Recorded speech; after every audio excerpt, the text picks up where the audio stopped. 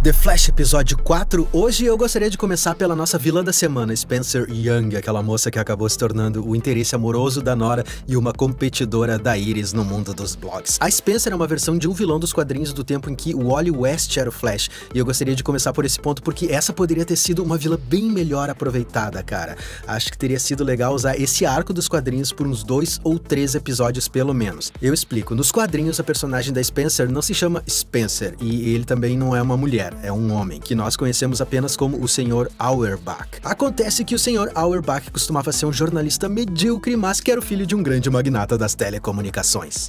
Esse jornalista medíocre, conseguiu colocar as mãos em um meta-humano chamado Edward Martinez, um imigrante ilegal que tinha o poder de absorver emoções e depois transmitir essas emoções como se ele fosse uma torre de televisão, sabe? Em um mundo ideal, ele seria capaz de absorver a alegria, o amor, a paz e então espalhar esse sentimento por uma área do tamanho de uma cidade. Mas é claro que nós não vivemos num mundo ideal, né? E o Sr. Auerbach conseguiu colocar as mãos no Edward e num equipamento que era capaz de controlar os poderes dele. Dessa forma, o Sr. Auerbach fazia o coitado do Edward absorver apenas emoções negativas, principalmente o medo, e depois usava o seu equipamento para projetar esse medo nas mentes de alvos específicos. Além disso, o equipamento também permitia que ele tomasse o controle das mentes dos seus alvos. Com esse poder e com o controle do império de telecomunicações do pai dele, o Sr. Auerbach começou uma campanha contra o Flash. Ele usou os seus poderes e conseguiu inclusive fazer o herói roubar o dinheiro e as posses das pessoas que estavam num estádio de futebol. Depois disso, os programas de notícias da emissora dele começaram a espalhar fake news dizendo que coisas como o buraco na camada de ozônio eram resultado da velocidade excessiva do Flash ou que ele tinha usado a sua super velocidade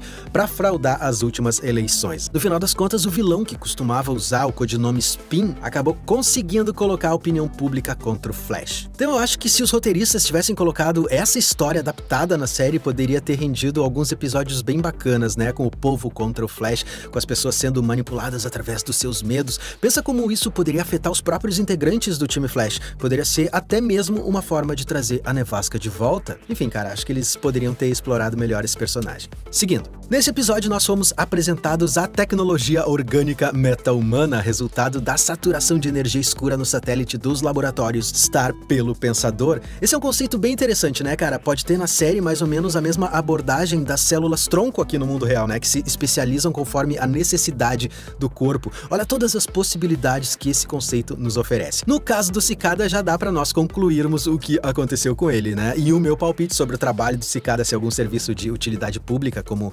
polícia, bombeiros ou paramédicos, estava errado. Mais um palpite furado pra minha lista. O que nos interessa é que, na verdade, ele foi atingido por uma peça do satélite, justamente aquele pedaço de metal que ele usa como adaga, que estava igualmente carregado de matéria escura quando acertou o coitado. E agora os dois se encontram de alguma forma ligados. Mais do que isso, né, cara? Eu acredito que o Cicada tá infectado. Se a gente for dar uma boa olhada naquela cena final dele, dá pra concluir também que, ao contrário do que nós imaginávamos, ele não tá morrendo, velho. Ele tá se transformando. Pensa nisso como se fosse uma forma mais elaborada de tétano. Você se corta com um pedaço de metal enferrujado e o tétano vai ali, né, tomando conta do seu corpo. Nos resta saber como exatamente essa tecnologia orgânica meta-humana funciona, como é que ela se adapta ao que o seu mestre necessita, né? No caso da Spencer Young, o telefone dela foi atingido enquanto ela estava fazendo uma matéria ao vivo pro blog dela. Seguindo, uma vez mais eu preciso ressaltar que o comportamento da Nora em relação a Iris me parece um pouco exagerado, velho. Quanto a essa questão da Iris ter colocado um chip para suprimir os poderes da Nora, tá mais do que claro que ela fez isso apenas para proteger a filha, né? Porque ela não queria que a Nora tivesse o mesmo destino do pai. Afinal de contas, no futuro, Barry Allen se encontra desaparecido, pro bem ou pro mal. Isso tudo foi por conta dos poderes que ele tinha. Então você que é pai ou mãe, você não faria a mesma coisa para proteger os seus filhos de super criminosos e de um destino trágico? Eu faria. Então, na minha opinião, tá certa a Iris. E nesse caso nós temos ainda mais um agravante, cara. No caso da Iris é um atenuante, né? Nos quadrinhos, quando o Wally West viaja pro futuro e encontra os filhos do Barry Allen, a Dawn e o Don Allen, eles vivem em um mundo no qual os meta-humanos são perseguidos. Se você for um meta-humano, no futuro o governo vai atrás de você pra caçar você. É claro que nós não sabemos se isso é uma realidade no universo da série, né? Nesse futuro de onde a Nora vem, mas eu acredito que os roteiristas possam estar guardando isso pra colocar na mesa um pouco mais tarde. Nesse caso, colocar um dispositivo pra suprimir os poderes da Nora e deixar ela em segurança se torna ainda mais aceitável, você não acha? Ainda sobre a queridíssima Nora, nós já sabemos, graças ao Sherlock Wells, que a vinda dela pro nosso tempo, pro exato instante em que o satélite sabotado pelo pensamento condensador estava caindo, não foi uma coincidência, foi um movimento orquestrado ao lado de outra pessoa. Junte isso ao fato de a Nora parecer uma pessoa extremamente inocente, para dizer o mínimo, né? Uma pessoa manipulável, capaz de acreditar em qualquer um que se diga amigo dela e voilá, você tem uma velocista para chamar de sua e manipular do jeito que você quiser. Pensa, cara, se a Iris tinha colocado um dispositivo para inibir os poderes da Nora, como foi que a Nora ficou sabendo disso, cara? Será que alguém no futuro não poderia ter identificado a Nora como filha do Flash e ido atrás dela justamente para se apoderar desses poderes? Será que essa pessoa não poderia ser a responsável por retirar o inibidor de poderes do corpo dela e jogar a coitada contra a Iris? Teria que ser alguém que no futuro conhece a identidade do Flash, alguém que teria interesse em transformar a vida dele num desastre. Alguém que talvez a gente até já conheça de outros carnavais, de outros deslocamentos temporais. E aí, cara, algum palpite?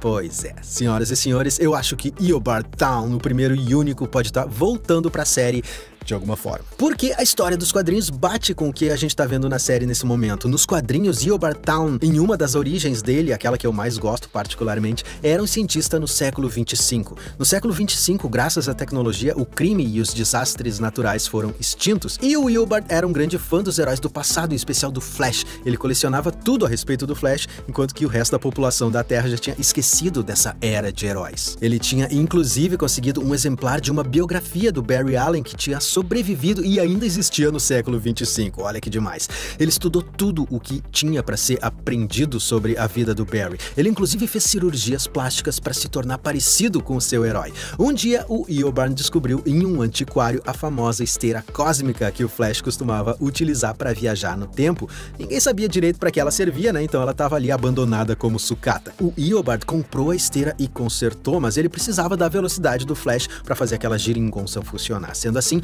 ele gastou toda a sua fortuna e uma parte da vida para conseguir replicar exatamente o acidente que deu ao Barry Allen os seus poderes. E acredite ou não, ele conseguiu. Então finalmente ele ia poder voltar no tempo e conhecer o seu ídolo. Bom, acontece que a esteira estava desregulada por causa do tempo sem ser usada e acabou levando o Eobard para o passado, mas não o suficiente. Ele acabou chegando alguns anos depois da morte do Barry Allen. A viagem deixou ele extremamente abalado e ele acabou vagando atordoado até chegar no Museu do Flash. Lá, o Eobard Town acabou descobrindo que o destino dele era não apenas conhecer o seu herói, mas se tornar o seu pior inimigo e o único adversário que o Flash já tinha matado. O destino dele seria morrer pelas mãos do seu ídolo. Essa descoberta chocante, aliada ao estresse da viagem no tempo, deixaram o Eobard completamente ensandecido.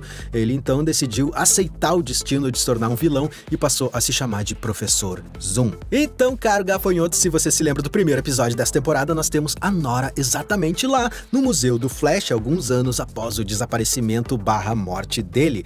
Vai dizer que não ia ser sensacional se a gente tivesse a continuação dessa cena com ela encontrando um Eobard Town recém-transformado num vilão pronto para articular as piores armações contra o Flash.